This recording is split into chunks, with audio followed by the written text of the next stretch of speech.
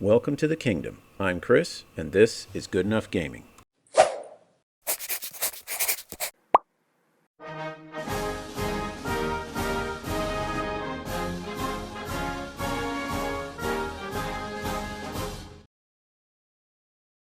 Well, howdy folks, and welcome to a little discussion about board games, war games, and the potential future funding of both.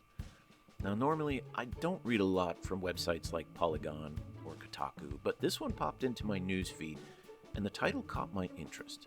So I gave it a read-through, and it has some interesting points, and it touches on topics that I've wanted to make a video about for a little while now. So I figured, now's the time. So let's see what this author has to say. Now, first up, notice this is an opinion piece, and there's two great things about opinions. Everyone has one, and I don't have to care about yours. And that goes for this video too. I'm just expressing my opinion on his opinion.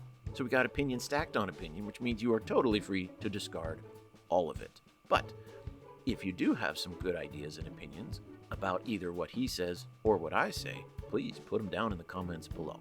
So let's dive in. The title of the article is "The Magic of Tabletop Crowdfunding is Dying. Burning money used to be more fun." Now, as we work through the article, you'll see that the title should read "The Magic of Board Game Crowdfunding is Dying," as the article says nothing about trading card games, role-playing games, miniature games, even though all of those are most assuredly tabletop games, and all of them have used crowdfunding. So unfortunately, we're not even past the title, and we're not off to a very good start here. However, through the article, I think we can indeed apply some of the sentiments and points he makes to any hobby game that is played on a tabletop, so we can still proceed. Now, on to that subtitle. Burning money used to be more fun.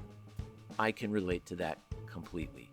That is exactly why I started backing off playing games from a Games Workshop and started exploring other game systems like one-page rules, like Frostgrave, Gunfighter's Ball, Malifaux, Rumbleslam. I used to give Games Workshop gobs of money because I wanted the new thing they had to offer. It looked interesting. It looked like a fun model to build, a fun game to play, a cool piece of terrain to decorate my tabletop. But I started feeling like I was handing them money just to be able to continue to use the things I already had. And there was also the breakneck pace of releases. I just couldn't keep up. And when I made the jump to one-page rules and other games, especially the ones that were model agnostic, I rediscovered that excitement I had in handing money to a company because I wanted to buy their product, rather than feeling like I had to buy their product just to stay current. So, let's move in to the article itself. The article opens with, "Compared to many other crowdfunding sectors, the board game business has been a relatively safe bet over the past decade. In stark contrast to what's happening with the tech and video game backers, tabletop players have often plunked down their cash and then, a couple years later, received crisp new boxes of cardboard and plastic. This approach has resulted in some of the best board games of the past decade and has fundamentally improved the industry by raising production values and broadening creativity. It has been a successful endeavor that some of the largest companies in the industry have emerged from Kickstarter, such as Cool Mini or Not Games, Stonemaier Games, and Awaken Realms." So the title again said all tabletop games, but he's only going to discuss board games, and then here he opens up comparing it to video games. I don't think that's a fair comparison, at least not entirely. Video games aren't tabletop games. Board games can't push patches and bug fixes. It's also a very different learning curve. You can play a video game, and learn it while you play it. You can't do that with a tabletop game. You have to work through that book and figure out just the basics before you get to actually make use of the product itself. For example, in the video game world, I was a big fan of 7 Days to Die, and that game was in beta for about a decade, but it was constantly improving, changing, adjusting, and growing. So I was more than willing to buy into it and ride along. Board games can't do that. They're finished products when you buy them. So while both use crowdfunding of a sort, I don't think you can use one as a comparison for the other. This goes back to that other point that I made too. Comparing with video games isn't a fair comparison, but why didn't he compare this to other tabletop games, miniature games, card games, and role-playing games? Moving on, the author says that recently, I feel this trend has started to change. This once exciting method of producing games has taken a bit of a turn, and the dice have started to come up craps. Projects have become less enticing for consumers, with increased risks, higher costs, and promised exclusive content that ends up not really being that exclusive. Okay, so here's the meat of the article. Essentially, his thesis is that crowdfunding is costing more, providing less, and the perks and incentives are disappearing. I would say that this is an unfortunate pattern of many companies once they get big, and I'll expand on why that might be a little bit later. He continues on that the single most significant culprit for this downturn has been the economic impact on publishers due to the pandemic. Supply chain issues, rising material costs have exerted tremendous amounts of pressure on an industry that operates on small margins. Now here, I disagree a little bit for a couple reasons. COVID didn't hurt the economy. The decision of governments to shut down the planet, that hurt the economy. Big difference. Forcing people to stay indoors for months, playing favorites with what companies were deemed essential and which ones had to shut down, that's what caused the economic problems. Many of our current economic problems are self-inflicted. The second reason I don't accept this monocausal explanation is that the lockdowns were a massive boost for the gaming industry. Game companies recorded some of their biggest profits ever. Being stuck at home, people rediscovered board games, card games, and other similar hobbies. I don't see how providing people with the biggest incentive to play a game in decades is going to hurt crowdfunding because it dramatically increases the size of the crowd. Now, he is correct that the supply chain problems have contributed, but see my previous comment about self-inflicted wounds. So I don't deny that economic problems have grown. Gas prices, food prices, everything has gone up. But let's make sure we place the responsibility where it belongs. So now let's take a look at his case study. He says, I remember when Cool Mini or Not had their original Kickstarter for Zombicide back in 2015. It's hard to believe now, but shipping was free. The campaign caught fire, raising nearly $800,000, producing a bevy of exclusive content that would never be available again. Backers made out like bandits, receiving 43 extra miniatures, 12 additional cards, a special campaign of linked scenarios, 6 glow-in-the-dark dice, and a t-shirt as a bonus in addition to the core game. This model became their calling card, a veritable truckload of exclusive content that would not be available later at retail, resulting in big gains for both consumer and producer. And it also trickled down to other companies. Now, if I'm reading this right, the complaint here is that board game companies don't do enough FOMO anymore, at least not through their Kickstarters. And isn't it interesting that FOMO is the exact same practice that's getting companies like GW in a lot of critical hot water? I see the use of FOMO as a bit of a spectrum. If you never have any kinds of special deals or promos, then you never give existing and new customers any kind of incentive. I get that. If I had known about the original crowdfunding for Zombicide, I would have certainly been willing to back it early and get all those extra goodies. Offering customers enough incentive to motivate them to buy is an essential part of salesmanship. So I'm not opposed to FOMO. But what companies like GW have done is weaponize FOMO and use it non-stop. You never get a break. You just went out on a limb to buy a box set because it was a good deal, but then bam, the next one is just around the corner. So while GW does it too much, this article complains that the board game companies don't do it enough, or at least don't do it enough anymore. And this leaves me with a couple questions. One, what's the happy medium? And two, what would be considered an acceptable incentive? That original Zombicide deal was absolutely incredible, but should you be able to expect that kind of a bonus and incentive every single time? The author continues on now to compare Zombicide's initial campaign with the recent Cool Mini or Not campaign for Deceased. Whereas Zombicide was $100, Deceased was $130. Zombicide had free shipping, Deceased has $40. And while the author says that it's reasonable to think that price hikes are necessary for these companies to survive and continue to produce, he argues that overall, customers are paying more for less, and there's no freebies.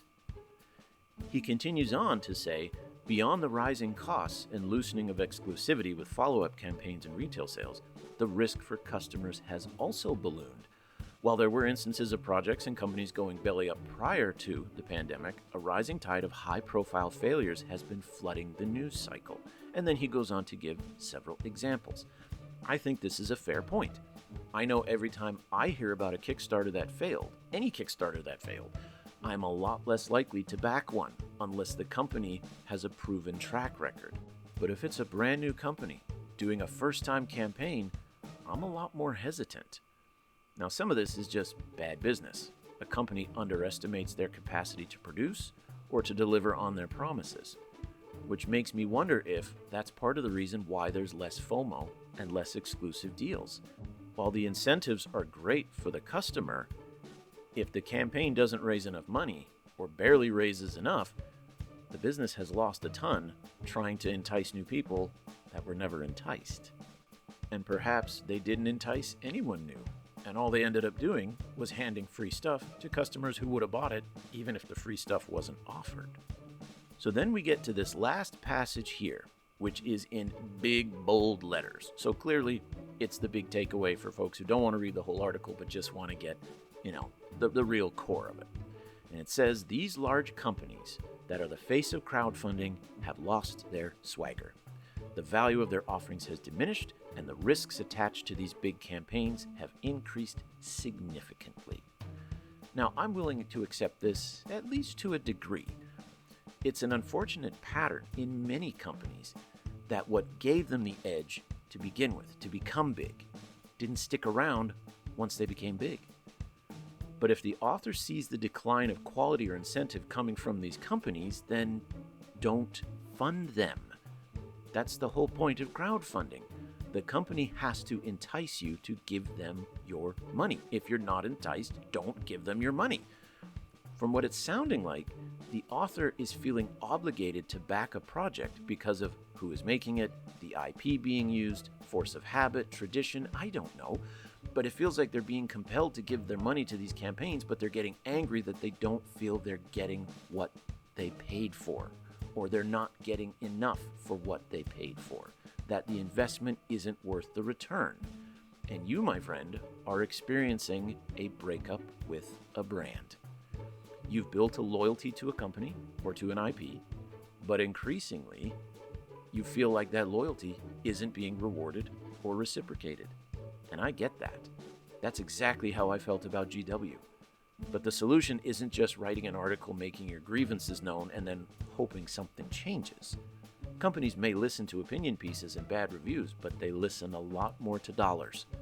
After stating your grievance, go look for something that you feel is worth backing, support that instead, and let folks know about it. That's how I found one-page rules. What I don't see in this article is anything about checking out new companies and games that could become tomorrow what Cool Mini or Not did back in 2015.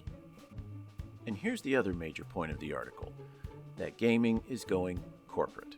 And I don't necessarily disagree. It seems like what's happening in board games is what is happening in video games. For example, take a look at a company like Blizzard. A small group of guys created a few games that did well enough for them to make a few more. They eventually developed Warcraft, Diablo. Those become global sensations. But as that company grows, it becomes more than just a few computer programmers and gamers can handle, and they have to start hiring new people to the team. And they are the corporate business types that don't have passion for games or gaming. They probably don't even play the games. And they make their decisions based on numbers and bottom lines, unlike the original guys who made their decisions based on games. So the Harvard MBAs, they're not interested in providing awesome incentives to buy something new. They're worried about the stock value. Great example, if I can think of this off the top of my head, would be the fiasco over Diablo Immortal. Is there any plans to make this playable on PC, or is this strictly mobile forever? Are there any? The current plan is to be on mobile, both Android and iOS. We don't have any plans at the moment to do PC. Do you guys not have phones? Yeah, you guys all have phones, right? Players were hungry for another installment in the Diablo series. Blizzard wanted to break into the mobile game market to increase their market share, increase their profits. Their goal was to grow the business, not to grow the game. And as for the fan reaction, well... Hey, just was wondering, is this an out-of-season April Fool's joke? What we saw here might be an example of what this author's talking about. Blizzard wanted to break into the mobile market, so they made a game for the mobile market and expected their existing customers to adjust and shift their game desires in order to fit Blizzard's vision of what they wanted for the company, rather than the company listening to what the players wanted and making a product based on that. And if I recall, the moment that they announced it to crickets, it was such an embarrassment that Blizzard ends up making Diablo 4 basically to save face. Now, I've played both of them, both Diablo Immortal and Diablo 4. They're solid games in terms of gameplay and all that, but Diablo Immortal just basically felt like Diablo 3 on mobile. And then Diablo 4 was, it was okay, but it didn't knock my socks off. But let's get back to the board games for a second here and take a look at a bit of a case study and see if we can tease out a little more what exactly the writer's talking about and where they may have a point. Cool Mini or Not Games, the company that made Zombicide, the case study that he mentioned previously, has just had their campaign for DC Heroes Unlimited. The campaign had a goal of $200,000, and it was fully funded in less than 30 minutes. And as of the writing of this video and the recording of it, it has raised $4.4 million. So with a base pledge of $200,000 and pulling in almost $5 million in less than a month, I think the case could be made that the company could afford some nifty exclusives for those who backed the project. Now, there were 3 tiers of pledges, the cheapest of which was $65. That gave you the game and all of the stretch goals, which included dozens of additional figures to use in the game. The top tier was $385, and not only included the game and the stretch goals, but all of the add-ons, which meant even more figures, and on top of that, they cut off $30 as a discount for purchasing the whole shebang. Now, looking at the sheer volume of just the stretch goals, backers would get an additional 50 miniatures, and that is included in the $65 pledge. The rest of the stretch goals included mission cards, hero cards, stuff like that, all for the base of $65. Now, you do have to pay for shipping, but it's $20 for the lowest tier and $40 for the top tier, but that brings the entire cost of the game at the lowest level for $85. Bringing the grand total to less than $100, which is what the Zombicide campaign was asking for, and the player or the backer will still get the game and tons of additional figures. Now, granted, the site states that add-ons will increase the cost of shipping, but you get a truckload of stuff for under $100. So the argument that you're getting less for more, I think he needs to be a little more specific what he means here. Then, continuing on looking through the campaign, I think I noticed what the author's really talking about, at least in part. In addition to the stretch goals and the add-ons, there is another selection of what the campaign calls accessories, like a playmat, plastic tokens instead of cardstock, game dashboards, and even a metal coin modeled after the one that Two-Face has. And each of those accessories has to be purchased separately. I think what's irking the author is that stuff like these accessories used to be the things that were given away for free to backers as an incentive. These accessories are exclusive to the crowdfunding, so there's the FOMO that he wants to see so badly, but they're not free. And if you added all of them to your pledge, it would cost an extra $160. So, here I can see where the author may have a bit of a point. why not add some or all of these to their top tier pledge? The two-faced coin is only $5 as part of the pledge. Just make that a freebie for the mid and top tier pledges. And then on top of that, they're selling a painting guide for $30? Come on, guys. You know, that's kind of funny. I just thought of that. Their company's acronym, CMON. Cool mini or not, but it actually spells come on. And when you see some things like this, that's exactly what it makes you say. Anyways, selling the minis and then charging $30 for a painting guide in the age of YouTube is stupid.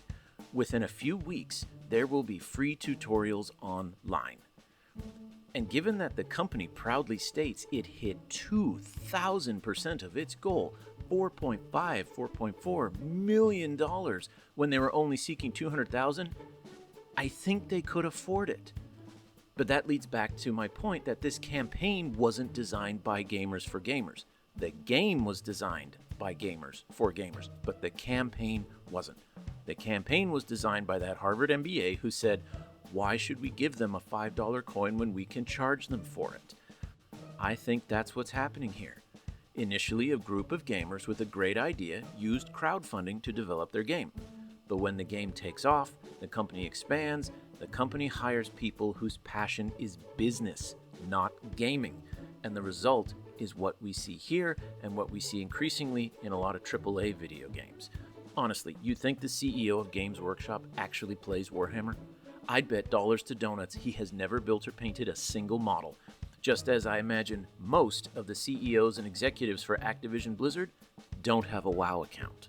But the good news here is it means there's a need for small companies, independent groups, and developers to step in and do great things. In the realm of video games, Stardew Valley was one guy. One, and it became an internet sensation because he created a game that gamers wanted to play. And there are plenty of indie video games that follow that same kind of formula.